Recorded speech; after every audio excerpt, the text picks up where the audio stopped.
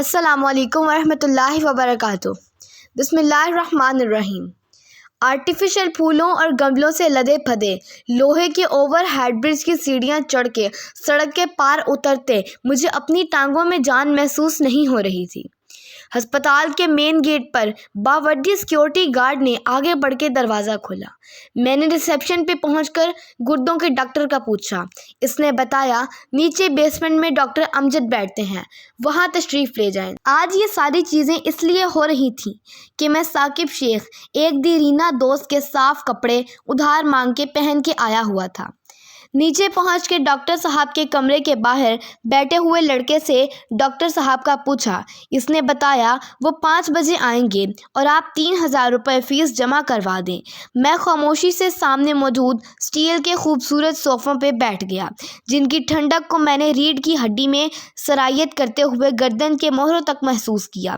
خیر تھوڑی سی دیر بعد گلے میں اسٹیتھ لگائے ایک ادھیڑ عمر کے شخص جس نے سرمئی پینٹ کوٹ پہنا ہوا تھا اور بہت جچ رہا تھا، کمرے کی طرف بڑھتے ہوئے دیکھا۔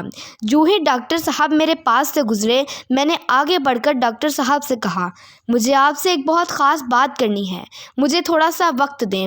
ڈاکٹر نے اسسٹنٹ کی طرف اشارہ کیا۔ میں نے بتایا کہ مجھے کچھ پرسنل بات کرنی ہے۔ ڈاکٹر ہچکچایا، مگر میرے اچھے کپڑے اسے یہ جج کرنے نہیں دے رہے تھے کہ میں کوئی ضرورت مند ہوں۔ تھوڑی سی ہچکچاہٹ کے بعد ڈاکٹر نے مجھے اپنے پیچھے کمرے میں آنے کا اشارہ کر دیا۔ میرے لیے تو شاید جنت کے دروازے کھل گئے۔ اتنا خوش میں نے خود کو زندگی میں کبھی نہ پایا۔ دل کی دھڑکنیں بھی نارمل ہو چکی تھیں۔ خیر میں لپک کے ڈاکٹر صاحب کے ساتھ ان کے پیچھے ان کے کمرے میں پہنچا، ان کے اشارے کی تعمیل کرتے ہوئے ایک فومی کرسی کو اپنے لیے منتخب کیا اور ڈاکٹر صاحب کے سامنے بیٹھ گیا۔ ڈاکٹر صاحب نے جلدی مجھے اپنی بات مکمل کرنے کے لیے کہا۔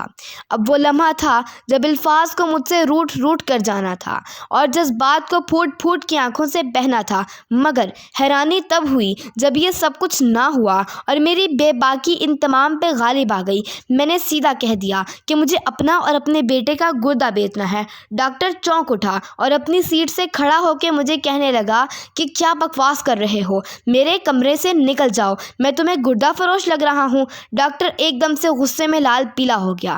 میں ڈاکٹر کے غصے کو نظر انداز کرتے ہوئے ہاتھ جوڑ کے اپنی سیٹ سے کھڑا ہو کے بولا، اگر یہ ممکن نہ ہوا تو میں اسی ہسپتال کی چھت سے کود کے آج مر جاؤں گا۔ میری بات نے ڈاکٹر پہ اثر دکھایا۔ ڈاکٹر کے لہجے میں واضح نرمی آ گئی۔ اس نے کہا، یہاں ایسا کوئی کام نہیں ہوتا، آپ کو اگر کوئی پرابلم ہے تو کسی فلاحی ادارے کے پاس چلے جائیں۔ ابھی مزید ڈاکٹر کچھ کہنے کو تھا کہ میں نے بات کاٹی۔ ڈاکٹر صاحب میری پھولوں جیسی ماں نے مر جانا ہے، میرے پاس وقت نہیں ہے۔ ڈاکٹر کو بھی شاید اپنی ماں نظروں میں دوڑ گئی، کیونکہ مائیں تو ساری دنیا کی ایک جیسی ہوتی ہیں، پیار کرنے والیاں، نرم دل، حساس، اپنا سب کچھ اپنی تخلیق پہ قربان کرنے والیاں، خود کو گیلے پہ سلا کے اپنے نومولود کو سوکھے پہ سلانے والیاں۔ ڈاکٹر نے مجھ سے پوچھا، مسئلہ کیا ہے؟ میں نے مختصر بتایا کہ ماں کو جگر کا کینسر تشخیص ہوا ہے، آپریشن پہ 1,15,00,000 لگتے ہیں، میرا کل سرمایہ چھوٹا سا گھر تھا بیچ دیا ہے اور میرے پاس صرف 60 لاکھ اکٹھا ہوئے ہیں۔ سب رشتہ دار، دوست احباب اور فلاحی اداروں سے مایوس ہو چلا تھا۔ پرسوں جگر کے ڈاکٹر نے بتایا ہے کہ اب ٹرانسپلانٹ کے لیے وقت بہت کم ہے، 1-2 روز میں فیصلہ کر لیں۔ میں ماں کو گھر لے آیا۔ اس نے اتنے پیار سے میرا ماتھا چوما اور کہا، بیٹا میں تم سے بے انتہا راضی اور خوش ہوں، تم نے اپنے نامساعد حالات میں رہتے ہوئے بہترین ڈاکٹر کو دکھایا، اپنا اور اپنے بچوں کا پیٹ خالی رکھ کے میرے لیے ادویات خریدی۔ میں جانتی ہوں کہ یہ آپریشن تیرے بس سے باہر ہے، تو مجھ پہ ایک احسان کرو، مجھے ہنستے ہوئے اس دنیا سے الوداع کر دو۔ میں رب کے پاس جا کر بھی تمہارے لیے سفارش کروں گی، تو میرا سونا لال ہے، تجھے اور تیرے بچوں کو یہ زندگی مبارک۔ ڈاکٹر صاحب مجھے ساری رات نیند نہ آئی، بے چینی اتنی بڑھ گئی اور بے بسی کی انتہا اس حد تک ہو گئی کہ خیالوں میں نے خدا سے بھی جنگ کر لی کہ غربت، فاقہ کشی، بیماری سب تو جھیل رہا ہوں اور تیرے حضور پھر بھی سجدہ ریز ہوں، اور تو کہ تیرے امتحان ختم ہی ہونے کو نہیں آ رہے۔ تو رب کے اس آخری امتحان میں فیل پاس ہونے کے چکر میں یاد آیا کہ عارف خواجہ میرے دوست نے اپنا ایک گردہ 40 لاکھ کا بیچا تھا۔ اس نے ایک سود خور کے چنگل سے اپنی اور اپنے گھر والوں کی جان چھڑوائی تھی۔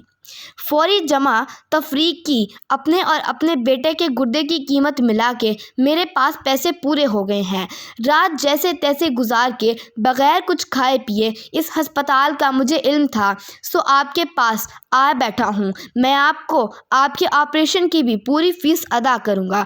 آپ صرف مجھ پہ یہ احسان کر دیں کہ ہم دونوں کا آپریشن کر کے گردے کسی کو دے کر میری ماں کی جان بچا لیں۔ مجھے 10 روپے کی بھی مالی امداد نہیں چاہیے۔